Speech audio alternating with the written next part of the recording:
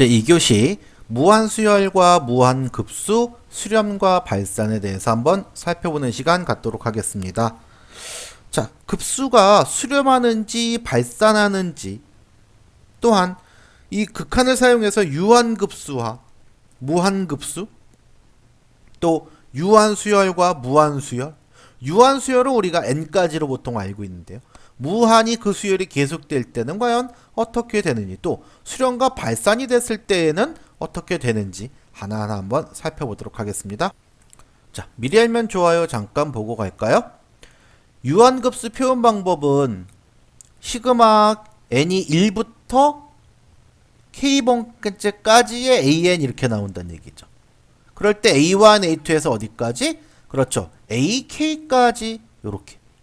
또한 무한급수의 표현 방법은 n이 1부터 어디까지? 그렇죠. 무한대까지의 an. 그래서 a1, a2, a3에서 무한대까지 더한다고 봤을 때에 과연 이 합은 어떻게 되느냐? 요렇게 보시면 되겠네요. 자, 우리가 수열에서 n번째까지의 합을 나타내는 sn이 있죠.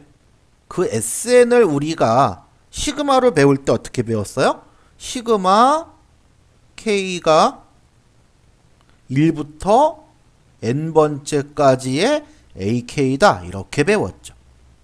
그런데 요건 n번째 항까지였고 이것을 n을 무한대로 가져간다면 리미트 n이 무한대로 갈 때 sn은 어떻게 되느냐 했을 땐 시그마 1부터 n까지 ak에다가 뭐를 붙여요? 리미트를 붙이겠지요.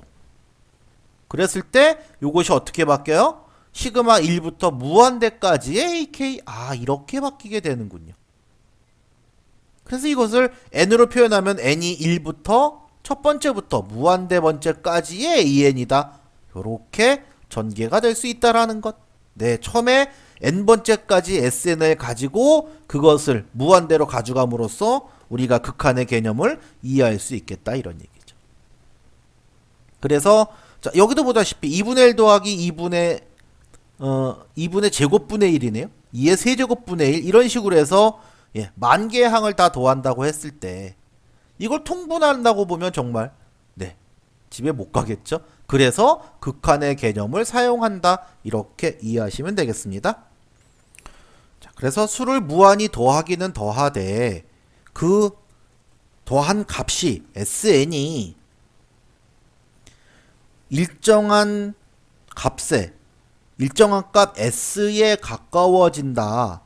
그럴 땐 우린 이것을 수렴한다 라고 얘기를 하고요. 반면에 이 sn이 무한정 커지거나 또는 일정한 값이 되지 않을 때가 있어요. 그럴 때는 발산이 된다라고 얘기를 합니다. 그래서 수렴과 발산 두 가지가 나오게 되는 것이죠. 그러면 우리가 기본적으로 알고 있는 무한수열에 대해서 한번 모양을 보시면 자, 이렇게 1 더하기 2분의 1 더하기 3분의 1 이런 모양, 또는 뭐 1 더하기 3분의 1 6분의 1에서 이런 모양들, 또 x-3 팩토리얼 분의 x 세제곱 뭐 이런 모양들, 여러 가지 모양들이 나올 수 있어요. 그쵸? 자, 그럴 때 이런 것들은 아직 풀리지 않은 그런 것들입니다. 그래서 자, 우리가 수열을 배울 때 우선 가장 기본이 되는 등차 수열과 등차 급수에 대해서 한번 살펴볼 텐데요. 등차 수열이라는 것은 일정한 값을 더해서, 그죠? 각 항에다 일정 값을 더해서 만들어진. 그래서 첫 번째 항이 a고, 그 다음 항은 a 플러스 d입니다. 또, 그 다음 항은 a 플러스 2d예요. 그쵸? 그래서 n번째 항은 어떻게 돼요? a 플러스 n-1개의 d가 있는 거겠죠.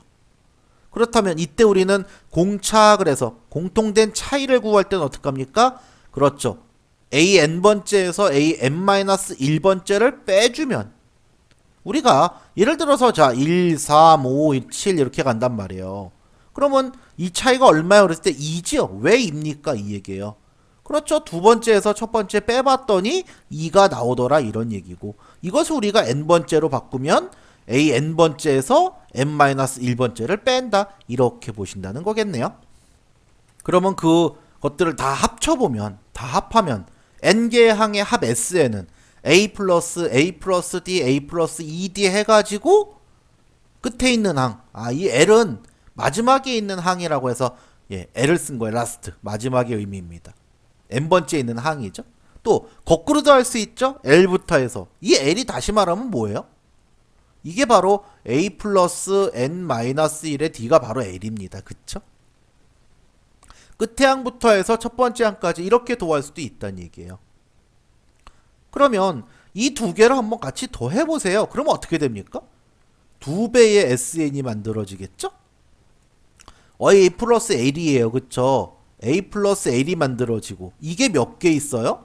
그렇죠. 이게 n개가 있는 거죠. 이 개수가 n개잖아. n개 항 합이니까 이게 n개라는 겁니다. 그쵸? 그러면 여기에서 SN이 구해져요. 어떻게? 양변을 2로 나누면 2분의 n 곱하기 a 플러스 L이라고 하는 이것이 만들어질 때 우린 이것을 등차급수다 이렇게 얘기합니다. 네, 그래서 2분의 n 곱하기 a 플러스 L 하거나 아니면 2분의 n의 2a 플러스 n-1의 d. 네, 아주 중요한 등차 수열의 합 공식이다. 이렇게도 보통 기억하고 계시고요. 그것을 등차급수라는 말로 표현한다. 이렇게 보시면 되겠네요. 또한 자, 등비급수도 한번 우리가 알아볼 필요가 있죠. 첫째 항이 a고 그 다음이 r, ar의 제곱 이렇게 되죠. 곱하기 뭐씩 됐어요? r씩 되어 있는 거죠. 그래서 첫 번째 항은 a인데 그럼 n번째 항은 뭐가 돼요? 그렇죠. ar의 n-1. 그랬을 때 공비는 어떻게 되어 있습니까? 자, 뭐 예를 들어서 첫째 항이 3이에요. 그 다음에 15예요. 또 75예요. 이렇게 하면 얼마씩 곱한 거예요? 그치, 50 곱한 거죠. 이 5를 어떻게 찾아낼 거냐는 거죠. 그럴 때 3을 15로 했을 때 약분해서 5가 나오는 이걸 우리가 공비로 봤다 이 얘기예요.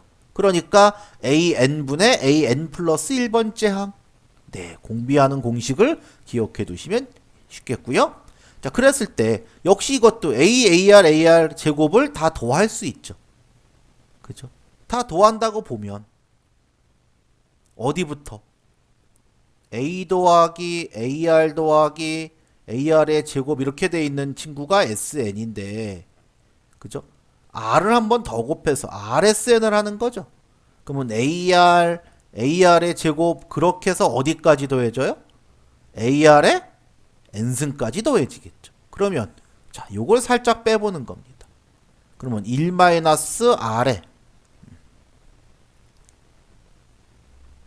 자, 1-R의 SN이고요.